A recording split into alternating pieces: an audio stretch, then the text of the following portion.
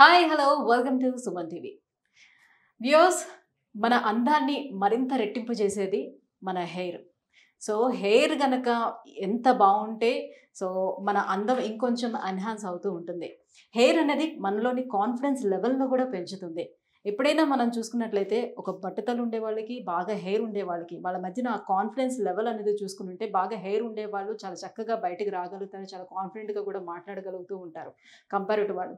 So మనం ఇటీవల కాలంలో చూసుకున్నట్లయితే మనకి పొల్యూషన్ వల్ల కావచ్చు, లేదంటే రకరకాల అనారోగ్య సమస్యల వల్ల కావచ్చు, హెయిర్ లాస్ అనేది చిన్న ఏజ్ నుంచే మనం చూస్తూ ఉన్నాం.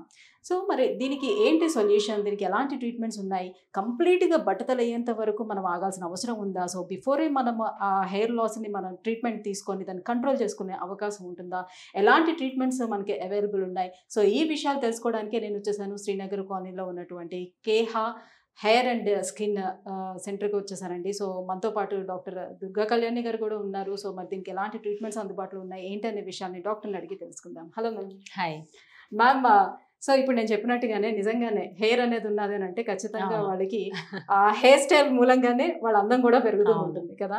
సో ఈ మధ్యన మనం చూస్తే చాలా చిన్న ఏజ్ వాళ్ళకి, సో వాళ్ళు చెప్తూ ఉంటారు మా ఫాదర్కి లేదు, 4 ఫాదర్స్కి కూడా లేదు, బట్ నాకు చాలా చిన్న ఏజ్లోనే 20 years దాటగానే నాకు హెయిర్ లాస్ అయిపోతుంది, బట్టతలు వస్తుంది అని చెప్తూ ఉంటారు. సో ఫస్ట్ ఆఫ్ ఆల్ దీనికి మెన్ అండ్ ఉమెన్ ఇద్దరిలో కూడా హెయిర్ లాస్కి అసలు రీజన్స్ ఏముంటాయో చెప్తారా? సో హెయిర్ లాస్కి టీనేజ్ నుంచే హెయిర్ లాస్ అవుతుంది, హెయిర్ థిన్నింగ్ అవుతుంది అనేసి వస్తూ ఉంటారు మన దగ్గరికి. సో మెయిన్ రీజన్స్ ఇప్పుడున్న స్ట్రెస్, పిల్లలకు కూడా స్ట్రెస్ ఎక్కువగానే ఉంది, అండ్ పొల్యూషన్ ఎక్స్పోజర్, మనం ఎక్స్పోజ్ అయ్యే పొల్యూషన్ వల్ల వచ్చే డాండ్రఫ్ కానీ అదర్ హెయిర్ ఇష్యూస్ కానీ హెయిర్ లాస్కి రీజన్ అవుతాయి. అండ్ హార్మోనల్ ఇష్యూస్, మన చిన్నప్పుడు అంత చూడలేదు మనం హార్మోనల్ ఇంబ్యాలెన్సెస్. ఇప్పుడు పీసీఓడి కానీ థైరాయిడ్ కానీ రకరకాల హార్మోనల్ ఇష్యూస్ వస్తూ ఉన్నాయి. అండ్ డైట్, క్రాష్ డైట్స్ చేయడం, లేదంటే ఎక్కువ అన్హెల్దీ ఫుడ్ తినడం, మనకు కావాల్సిన ప్రోటీన్ ఇంటేక్ ప్రాపర్గా లేకపోవడం, ఇవన్నీ. అండ్ వైటమిన్ డెఫిషియన్సీస్ అంటే ఫీమేల్స్లో కానీ ఫీమేల్స్లో ఎస్పెషల్లీ ఎక్కువగా మెన్స్ట్రువల్ ప్రాబ్లమ్స్ రావడం వల్ల ఐరన్ డెఫిషియన్సీస్, B12 డెఫిషియన్సీస్ రావడము. మెయిల్లో కూడా అంతే, ఫుడ్ ఇంటేక్ ప్రాపర్గా లేకపోవడం, టైంకి లేకపోవడం వల్ల ఈ వైటమిన్ డెఫిషియన్సీస్ అనేవి ఎక్కువగా చూస్తూ ఉంటాం. సో ఇలా రకరకాల రీజన్స్ అయితే ఉన్నాయి. సో ఎవరైతే ఫస్ట్లోనే అప్రోచ్ అవుతారో, ఎవరైతే ఎర్లీ స్టేజెస్లోనే అప్రోచ్ అవుతారో, హెయిర్ లాస్ అవుతూ ఉంది మనకి ఇప్పుడే స్టార్ట్ అయింది, అప్పుడే అప్రోచ్ అవుతారో వాళ్ళకి మనం బెటర్గా ట్రీట్ చేయొచ్చు. అండ్ బట్టదలు రాకుండా కూడా ప్రివెంట్ చేయొచ్చు. ఆల్రెడీ మొత్తం హెయిర్ పోయిన తర్వాత వస్తే మనకి హెయిర్ ట్రాన్స్ప్లాంటేషన్ ఛాన్స్ ఉంది, కానీ ఎర్లీ స్టేజెస్ లో వస్తే అసలు ఈ ప్రాబ్లమే రాదు కదా, బట్టతలే రాదు. ఈ ట్రీట్మెంట్ కూడా డిపెండ్ ఆన్ ఏజ్ ఏమైనా ఉంటుందా? 18 years ప్లస్ ఎవరైనా చేసుకోవచ్చు. 18 years అండ్ అబోవ్ ఉన్న వాళ్ళందరూ, ఏజ్ లిమిట్ ఏం లేదు. బట్ ఎర్లీ స్టేజెస్లోనే మనకి కొన్ని ట్రీట్మెంట్స్ వర్క్ అవుతాయి, లైక్ జిఎఫ్సి కానీ పిఆర్పి కానీ. అంటే జిఎఫ్సి అంటే growth factor concentrate treatment. So దీనికి ఏంటి అంటే పేషెంట్ నుంచి మనం ఒక కొంచెం 10 ml ఆఫ్ బ్లడ్ కలెక్ట్ చేసి దాని నుంచి కొన్ని సెల్స్ సపరేట్ చేసి ఈ గ్రోత్ ఫ్యాక్టర్స్ ఉన్న ట్యూబ్లో వేస్తాం అనమాట. సో అప్పుడు ఇవి యాక్టివేట్ అవుతాయి.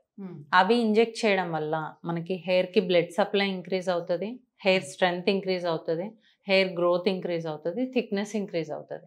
సో అప్పుడు ఫాల్ తగ్గిపోతుంది ఆటోమేటిక్గా. సో దానివల్ల బట్టతలు అనేది రాకుండా చేసుకోవచ్చు.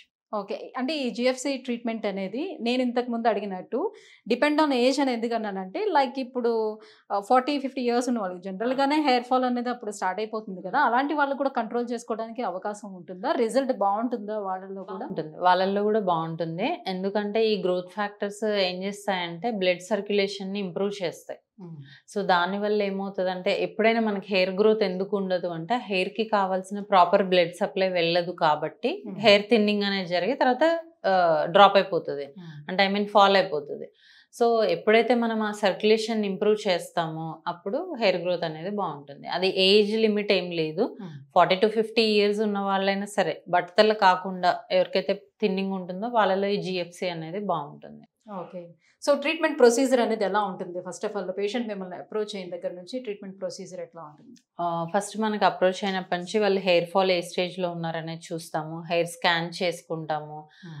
ఎందుకు అంటే స్ట్రక్చర్ ఆఫ్ ద హెయిర్ ఎలా ఉంది, డెన్సిటీ ఎలా ఉంది, థిక్నెస్ ఎలా ఉంది అనేది చూసుకొని ఏ స్టేజ్లో ఉన్నారో ఫస్ట్ అది చూసుకుంటాం. దాని తర్వాత వాళ్ళకి అవసరమైన బ్లడ్ టెస్ట్లు ఏదైతే వైటమిన్స్ ఉన్నాయో అవన్నీ టెస్ట్ చేసుకుంటాం. సో వాళ్ళకి ట్రీట్మెంట్ సజెస్ట్ చేయడం ఉంటుంది. తర్వాత కొంతమందిలో ఎవరికైతే డెఫిషియన్సీస్ ఉంటాయో ఆ టాబ్లెట్స్ ఇస్తే సరిపోతుంది. లేదు డెఫిషియన్సీస్ ఏం లేవు కానీ హెయిర్ థిన్నింగ్ అవుతుంది అన్నప్పుడు మనం ఈ ఇంజెక్టబుల్స్ అనేది అడ్వైస్ చేయడం ఉంటుంది. లైక్ పిఆర్పి కానీ జిఎఫ్సి కానీ అడ్వైస్ చేయడం ఉంటుంది.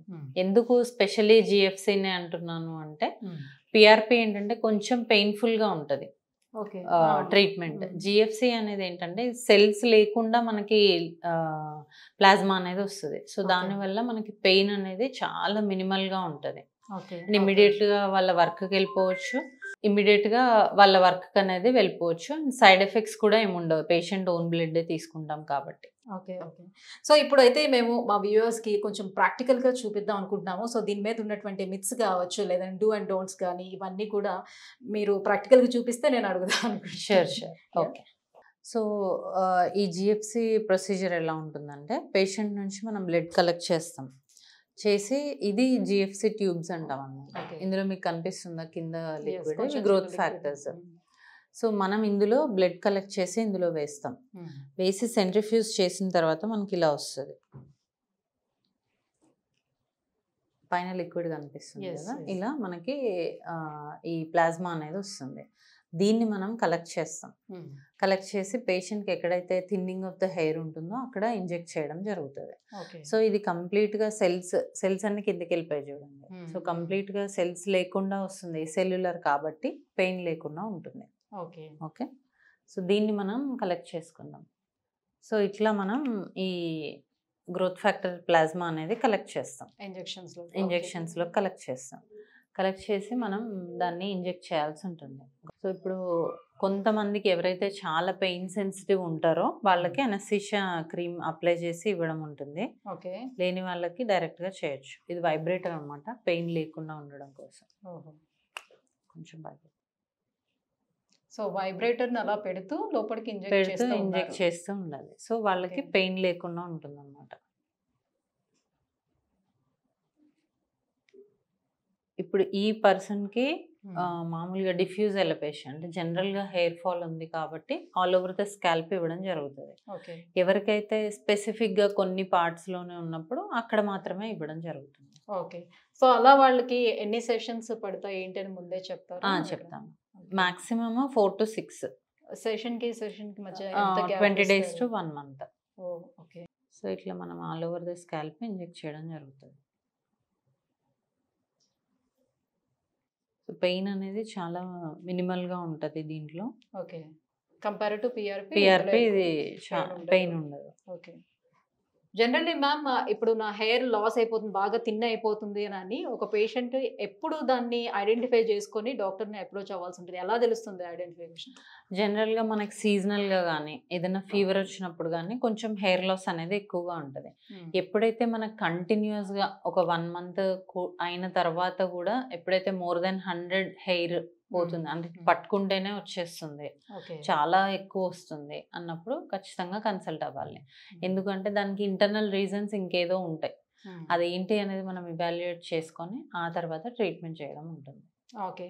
ఇప్పుడు ఈ ట్రీట్మెంట్ తీసుకునేటప్పుడు కూడా వాళ్ళ హెల్త్ కండిషన్ ఏంటి అని అనేది ఖచ్చితంగా చూస్తాం. అంటే వైటమిన్ డెఫిషియన్సీస్ ఏమైనా ఉన్నాయా, ఫీమేల్స్లో అయితే హార్మోనల్ ఇష్యూస్ థైరాయిడ్ కానీ పిసిఓడి కానీ ఉందా, మెన్స్ట్రల్ ప్రాబ్లమ్స్ ఇంకేమన్నా ఉన్నాయా, ఓవర్ బ్లీడింగ్ అవడం కానీ అలా ఏమన్నా ఉన్నాయా చూసుకొని వాళ్ళు తినే డైట్ కూడా చూస్తాం. సో కొంతమంది ఏంటంటే అస్సలు క్రాష్ డైట్ చేస్తూ ఉంటారు, అసలు ఏం తినరు, ప్రోటీన్ తీసుకోరు. సో అలాంటి వాళ్ళకి మనం ఈ ట్రీట్మెంట్ చేసినా కూడా రిజల్ట్ రాదు. ఎవరైతే ఇంప్రాపర్ డైట్ పూర్ డైట్లో ఉన్నారో వాళ్ళకి మనం ఎన్ని ట్రీట్మెంట్స్ చేసినా కూడా హెయిర్ అనేది రాదు. అది రీప్లేస్ చేస్తూ ఇది కూడా చేసుకుంటే వస్తుంది. ఇప్పుడు లైక్ క్యాన్సర్ పేషెంట్స్ ఉన్నారు, వాళ్ళకు ఆటోమేటిక్గా ఊడిపోతూ ఉంటుంది జుట్టు, వాళ్ళు కీమోథెరపీస్ రేడియేషన్ అవి తీసుకునేటప్పుడు పోతూ ఉంటుంది కదా, కొద్ది రోజుల తర్వాత మళ్ళీ గ్రోత్ అనేది స్టార్ట్ అవుతూ ఉంటుంది కదా, అప్పుడు కూడా చాలా థిన్గా ఉంది, కొంచెం ఈ గ్రోత్ ఎక్కువ చేసుకోవాలనుకునేటప్పుడు కూడా వాళ్ళకి హెల్ప్ అవుతుందా? ఇది ఖచ్చితంగా హెల్ప్ అవుతుంది. పోస్ట్ కార్సినోమానే కాదు, పోస్ట్ వైరల్ కానీ లేదంటే చాలా ఎక్కువ డిసీజెస్ అంటే పెద్ద డిసీజెస్ ఉండి దానికి ఇమ్యూనోసప్రెసెన్స్ వాడుతున్నప్పుడు వాళ్ళకి హెయిర్ లాస్ అనేది ఉంటుంది. మళ్ళీ దాని నుంచి మొత్తం రికవర్ అయిన తర్వాత మనం ఈ ట్రీట్మెంట్ అనేది స్టార్ట్ చేయడం ఉంటుంది. అలాంగ్ విత్ దట్ ఎలాగో రెస్పాన్స్ ఉండదు. మళ్ళీ వాళ్ళు ఆ డిసీజ్ నుంచి బయటపడ్డారు, నార్మల్ అయ్యారు, స్టెబిలైజ్ అయ్యారు, అప్పుడు మనం ఈ ట్రీట్మెంట్స్ చేసుకుంటే రిజల్ట్ ఉంటుంది. ఓకే. ఈ స్కాల్ప్ అలర్జీస్ ఉండేవాళ్ళు, లేకపోతే డాండ్రఫ్ ఇలాంటి ప్రాబ్లమ్స్ ఉండేవాళ్ళు. సో అలాంటి వాళ్ళు చేయించుకుంటే ఏమైనా ఫలితం ఉంటుంది, లేకపోతే దాన్ని ట్రీట్ చేసిన తర్వాతే దీన్ని స్టార్ట్ చేస్తారా, ఎట్లా ఉంటుంది? ఖచ్చితంగా డాండ్రఫ్ ఉన్నప్పుడు దాన్ని కూడా ట్రీట్ చేసుకోవాల్సి ఉంటుంది. నెక్స్ట్ మళ్ళీ ఇంకొకసారి డాండ్రఫ్ ట్రీట్మెంట్ ఎలా ఉంటుంది అనేది ఒక వీడియో చేద్దాము. డాండ్రఫ్ ట్రీట్ చేస్తూ ఇది కూడా చేయొచ్చు, ప్యారలల్ గా రెండు ఒకటేసారి చేయొచ్చు. సో ఈ ట్రీట్మెంట్ ఇంతేనా, ఇంకా ప్రొసీజర్ ఏమైనా ఉన్నదా? ఇప్పుడు ఇలా మనం గ్రోత్ ఫ్యాక్టర్ ట్రీట్మెంట్ చేసిన తర్వాత ఇంకా కొంచెం మనం హెయిర్ ని స్టిమ్యులేట్ చేయడానికి లేజర్ ట్రీట్మెంట్ అనేది చేయడం ఉంటుంది. అదేంటో ఒకసారి చూద్దాం. సో ఇది LLT, లో లెవెల్ లేజర్ లైట్ థెరపీ అంటాం. దీంట్లోంచి లేజర్ లైట్ వస్తుంది అనమాట. అది మన హెయిర్ ఫాలికల్స్ ని స్టిమ్యులేట్ చేస్తుంది, హెయిర్ గ్రోత్ ని కూడా ఎన్హాన్స్ చేస్తుంది. సో చూద్దాం ఇది ఎలా ఉంటుందో. సో ఇందులోంచి వచ్చే లేజర్ లైట్ వల్ల హెయిర్ ఫాలికల్ అనేది స్టిమ్యులేట్ అయిపోయి గ్రోత్ అనేది ఇంప్రూవ్ అవుతుంది. సో మనం ఇది GFCతో కానీ PRPతో కానీ కంబైన్ చేసుకుంటే ఇంకా రిజల్ట్స్ అనేవి ఇంకా బాగుంటాయి. Okay okay. సో ఇంతకు ముందు మీరు చేసిన GFC ట్రీట్మెంట్ తర్వాత ఎవ్రీ టైమ్ దీన్ని పెట్టాల్సి ఉంటుంది. Okay okay.